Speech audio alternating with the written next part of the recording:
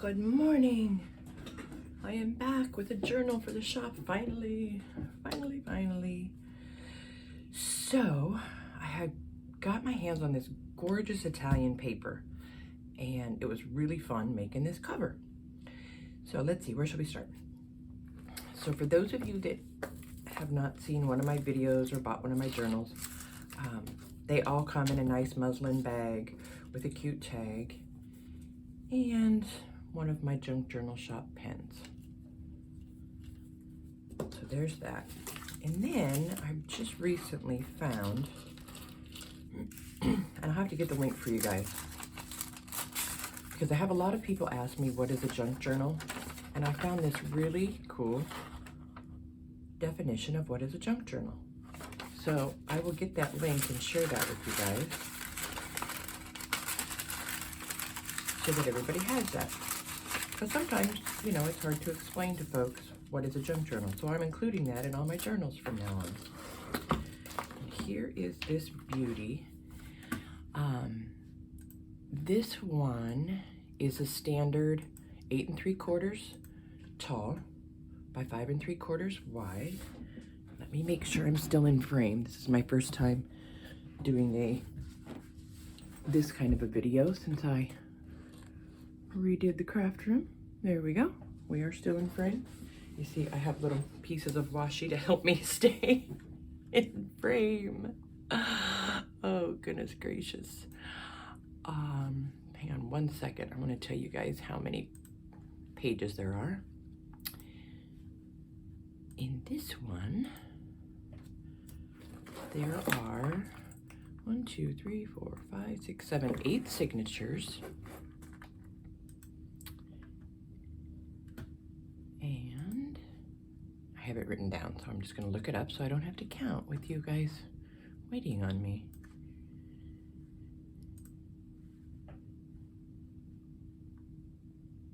I really do have it written down. Here we go. It has 198 pages, 8 signatures. The spine is 1 3/4 inches. Now on this spine, I have embossed the French word for priority.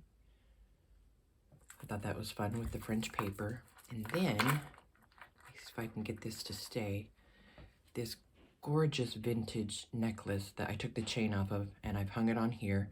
There's an eyelet right there that it's hanging from, and I put a little bow that matches the closure. And there's hearts and butterflies and all different bronze colored beads. And then on the front, I made one of the faux metal plates. And there's some very vintage lace wrapped around it with this beautiful dragonfly and a purple charm. So hopefully you can see that well. And there's the back with a grungy burgundy spine to match the cover. And this is sealed real good with 4 coats of sealer. And this is a hardcover on masonite board.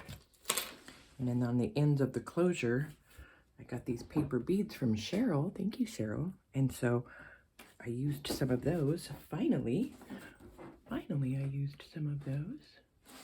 All right, and then let's get to the inside. So on the inside of this guy, I used a green file folder on the inside cover. And this is some Stamperia rice paper, so I decoupaged that on and put 2 layers of vintage lace. And there's an old pin here and a ball pin with a key. There's a Tim Holtz clip down here. And let me make sure you can see all of this now. There we go. And then here's one of Michelle Hartley's little snippets. And then there's just a bunch of ephemera tucked in there. This is a different kind of decoupage paper. Can't remember what it's called, of course. I made a little notepad, I should say, on this side. And it flips back shut. And then we've got digis with pockets and bits. Rosemary Morris's eco-dyed paper. Some tea-stained paper. This is one of the silverware envelopes that you get at some restaurants. And then hanging off of here, Pam sent me these gorgeous beads on a safety pin. Here comes a thunderstorm. So that's tucked in there. It says bookseller and stationeer. Some more tea-dyed, the other side of that, and there's a little snippet in that tiny little glassine bag. This is an envelope flip that I've just tucked a vintage playing card into. Little tuck spot there with an old receipt and a journaling card. Some more digital. This is an image from the old design shop. It's a book page with flowers. So there's a little fabric snippet with a pin, and that flips up. Some more of Rosemary Morris's eco-dyed paper. A little envelope here with all kinds of bits and tags. That's a library fine slip. My favorite whale tail tab punch there. An old ledger with the N tab. There's one of the book darts holding on a piece of old money from I'm not sure where. I don't know where it's from. Here is something to fussy cut. Because I don't fussy cut, I included it with a tag pocket. Some more digital. This is one of those vintage ledger cards with a book dart on it, and I made a pocket, and there's a couple of more tags to fussy cut. Piece of wallpaper with an oversized library catalog card and some vintage tape and sewing. This is another one that my buddy Pam from Pandora's Junk Journal, she makes these. They're so gorgeous how she curls the ends and puts one of her little gems on there, so that's on there. It's a book page that I've used the Daddy Vans wax on. You can get it on Amazon. It's Daddy Vans furniture polish, and you just take a round brush and rub it on there, and it makes it translucent. So that's what that is. Piece of old paper. The other side of that book page. This is a piece of wallpaper. A library notice pocket with some more things to fussy cut. Some more digis. Eco-dyed. This pocket is made out of watercolor paper, so it's real stiff. There's just some collaging, and there's a tag and a library card that I just did some stamping on. I was fiddling. Music page. Another little piece of ephemera with a Tim Holtz clip. More tea-stained paper and eco-dyed paper.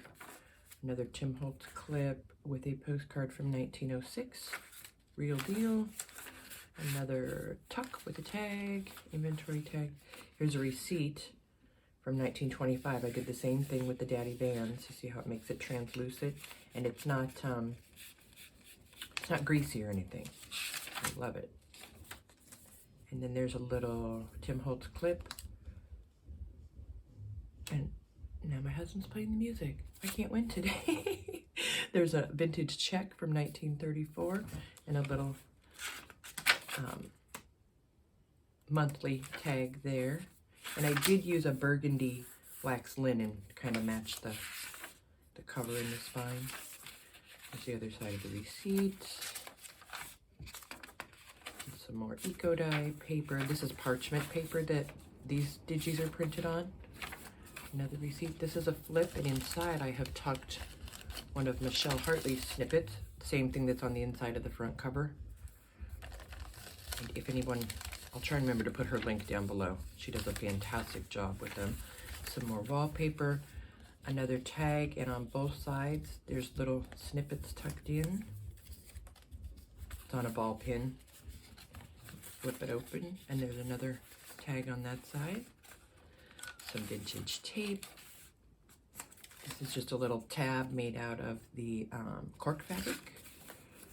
The other side of the wallpaper, the receipt. One of Donna's little microfiche cards, and a little Viewmaster reel that Peggy sent me, and a book dart on the top of that pocket, and another book dart with a tag and a coat check. Vintage receipt, another book dart. I was in a book dart. I think I had just gotten these when I put this together. Here's a different size ledger page, and I did the Daddy Vans furniture polish on that. A tag with a little heart snippet.